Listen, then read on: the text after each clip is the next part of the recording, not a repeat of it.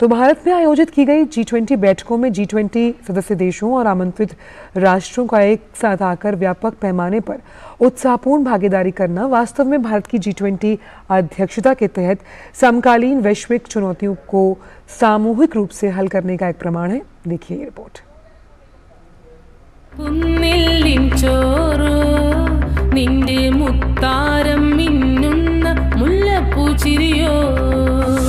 भारत द्वारा आयोजित की जा रही G20 बैठकों में G20 सदस्य देशों तथा आमंत्रित राष्ट्रों का एक साथ आकर व्यापक पैमाने पर उत्साहपूर्ण भागीदारी करना वास्तव में भारत की G20 अध्यक्षता के तहत समकालीन वैश्विक चुनौतियों को सामूहिक रूप से हल करने का एक प्रमाण है।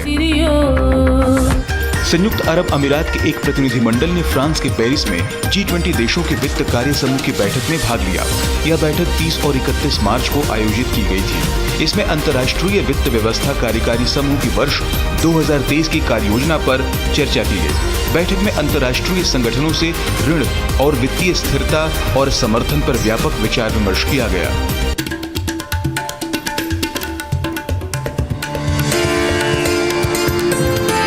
G20 शेरपाओं की दूसरी बैठक केरल के कोट्टायम जिले में कुमारकोम के सुरम्य बैक वाटर की पृष्ठभूमि में आयोजित की गई। इस बैठक में G20 सदस्यों, 9 आमंत्रित देशों और विभिन्न अंतर्राष्ट्रीय और क्षेत्रीय संगठनों के 120 से अधिक प्रतिनिधियों ने हिस्सा लिया। शेरपाओं ने डिजिटल पब्लिक इंफ्रास्ट्रक्चर, खाद्य सुरक्षा निर्माण के लिए आंकड़े, डिजिटल स्वास्थ्य और महामारी के लिए तैयारी, रोकथाम और प्रतिक्रिया जैसे विषयों पर महत्वपूर्ण विचार विमर्श के बाद प्रस्तावित विभिन्न कार्रवाई योग्य कदमों पर टिप्पणी की और आगे का रास्ता सुझाया।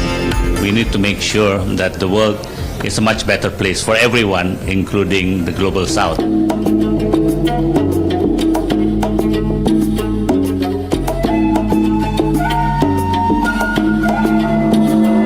भारत की G20 की अध्यक्षता के तहत पर्यटन कार्य समूह की इस साल 1 से 3 अप्रैल तक पश्चिम बंगाल के सिलीगुड़ी में आयोजित हुई।